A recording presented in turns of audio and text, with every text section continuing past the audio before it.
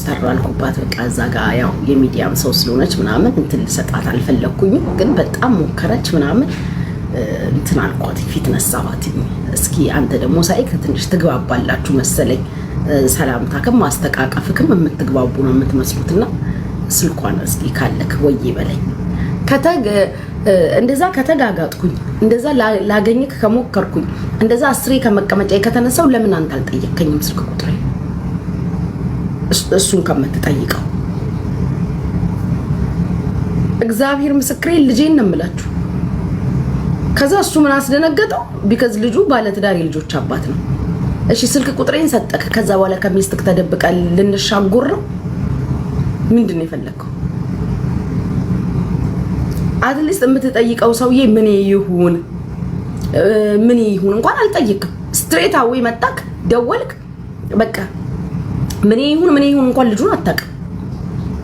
ምን አይነት ባለጌ ወንዶች እንደተሰበሰባችሁ እዚህ ዱባይ የሚባል ሀገር ጋይስ፣ እግዚአብሔር ልጄን ኢንሳይ ነው የምላችሁ። ከዛ ደንግጦ እኔ ስልኳ የለኝም፣ ያው ለምን ቲክታክ አካውንቷን ልላክልክ አለው።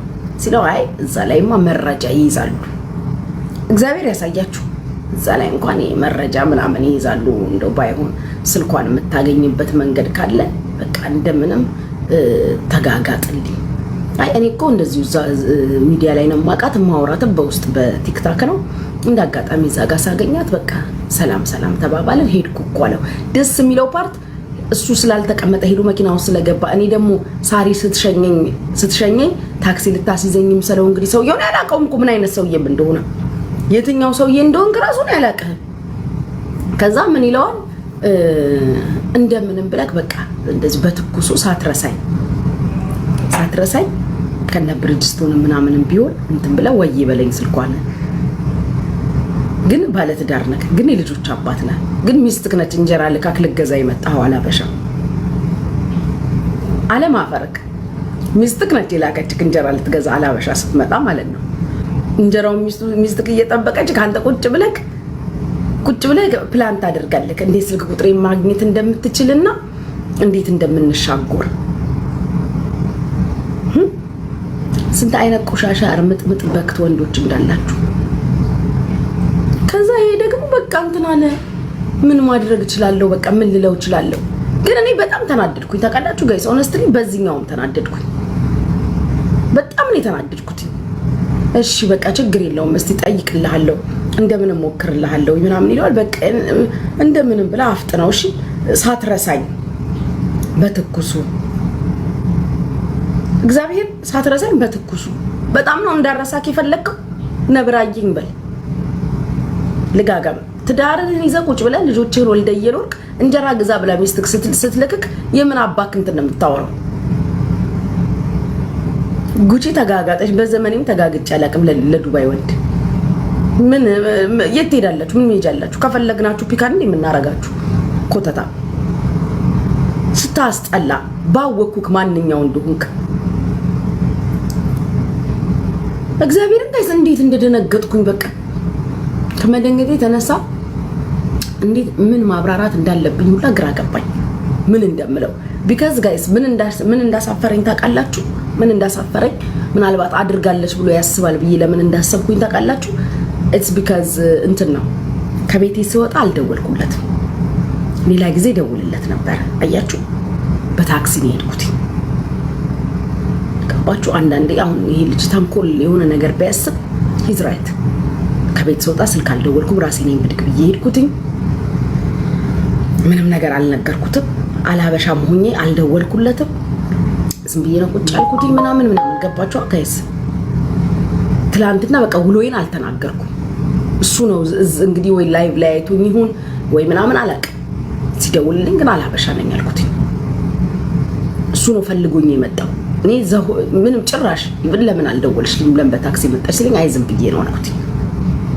ከዛ እንደዚህ አይነት ነገር ተደውሎ ሲነገረው እውነት ይመስለው ይሆን አላውቅም። ሊመስለውም ይችላል ግን አላውቅም። ሊመስለው ይችላል አላውቅም። እንግዲህ ስልክ ደውሎ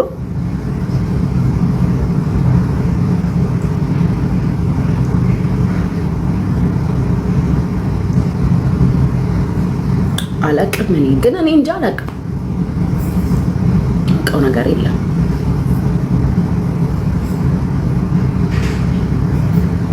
ሰማው ለራሴ ደነገጥኩኝ። ምክንያቱም ስልክ እናንተ ነበራችሁ። እኔ እኮ ደንግጬ ላይቭ እንግባና ልጆቹ ይንገሩ ኩላልኩኝ እኮ ወይኔ ጉዴ። አስሬ ከመቀመጫው እየተነሳች ምናምን እያለ ደንግጬ እኮ ነው። ያው ልጅ እኮ ምንም አላለኝ። እኔ ከመደንገጥ የተነሳ ካላመንክ እንዴ ኦፍ ኮርስ እጨነቃለሁ። ለምን አልጨነቅም? እንኳን ባል ሆኖ አይደለም እንኳን ቦይፍሬንድ ሆኖ አይደለም ቱ ቢ ኦነስት አጠገቤ ቴብሌ ላይ የተቀመጠ ወንድ ከሆነ ክብር አለኝ። በጣም ነው የምጨነቀው። ግዴታ ባል መሆን የለበትም። ወንድ ልጅ ክብር ነው። ግዴታ ያገባኝ ወይ ቦይፍሬንድ ወይ ምናምን መሆን እኮ አይጠበቅበትም። ቴብሌ ላይ የተቀመጠ ወንድ ከሆነ ግዴታ ላከብረው ይገባል። አለቀ። ወንድ ልጅ ክብር ነው። ቴብላችሁ ላይ ወንድ ኖሮ አይንሽ ወደዛና ወደዚህ የሚቀላውጥ ከሆነ ለወንድ ክብር የለሽም ማለት ነው። ምንም ይሁን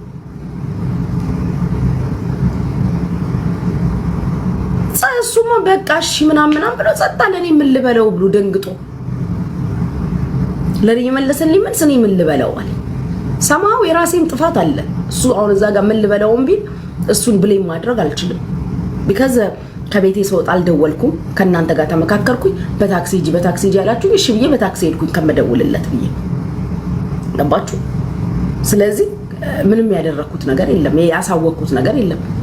የሆነ ሰዓት ላይ ሲደውል አልሀበሻ አገኘ አልኩት። በቃ አልሀበሻ አገኘ።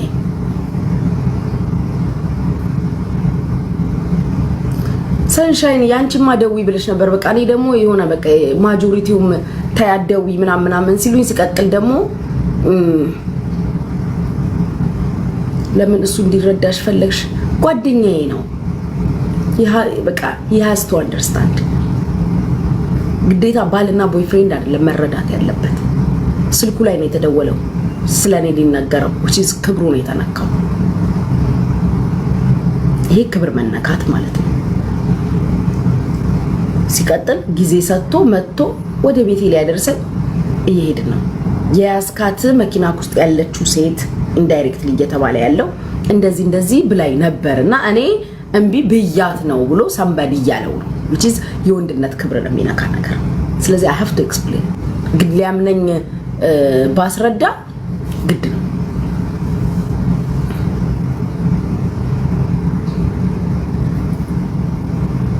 እና በጣም ነው የገረመኝ። ብቻ ግን ጋይሶች በቃ ሰው የለም የእውነት ሪሌሽንሺፕ እንደዚህ ቢኖረኝስ አስባችሁታል? አንዳንድ ሪሌሽንሺፕ እኮ ሪሌሽንሺፕ ይኖራችሁና ይሄ እምነት የጎደለው ሪሌሽንሺፕ ታውቃላችሁ። ይሄ ዴይ ኤንድ ናይት የምትጨቃጨቁበት ሪሌሽንሺፕ፣ ሰላም የሌለው ሪሌሽንሺፕ፣ ከዛሬ ነገ አስተካክለዋለሁ እያላችሁ የምትሞክሩት ሪሌሽንሺፕ አለ አይደል? በቃ ቀንና ማታ ብርክትዬ የምትጋጋጡት ለማስተካከል ከዛ ኦል ኦቨር ሰደን እንደዚህ አይነት ችግር ተፈጠረ፣ ተበታተንሽ በቃ። አንዳንድ ደግሞ ጭራሽ የማይረዳ ወንድ ይኖራል። በስማም ሄደሽ ነው አርገሽ ነው ምናምን የሚልሽ አይነሽን አያሳየኝ ውረጂልኝ ምናምን ብሎ የሚያስወርድሽ እኮ አለ።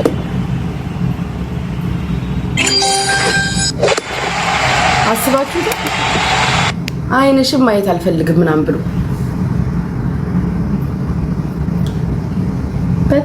በጣም ይገርመኝ።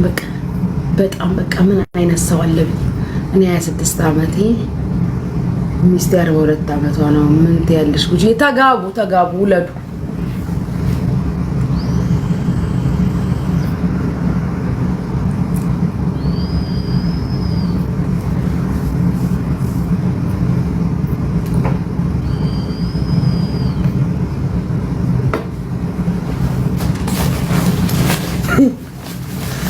አግብታ ከጨረስክ ወዲህ ሚስቴ እያልክ ምን ትያለሽ ይለኛል። ሚስት ከሆነች ውለዱ በቃ። እኔ 26 ዓመቴ ሚስቴ 42 ዓመቷ ምን ትያለሽ? ሚስቴ ብለህ ከተቀበልክ እኮ ሚስትህ ነሽ በቃ ውለዱ።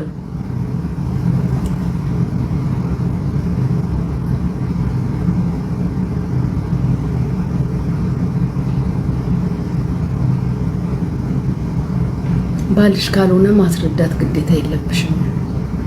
ግን እንዴት ነው የምታስበው?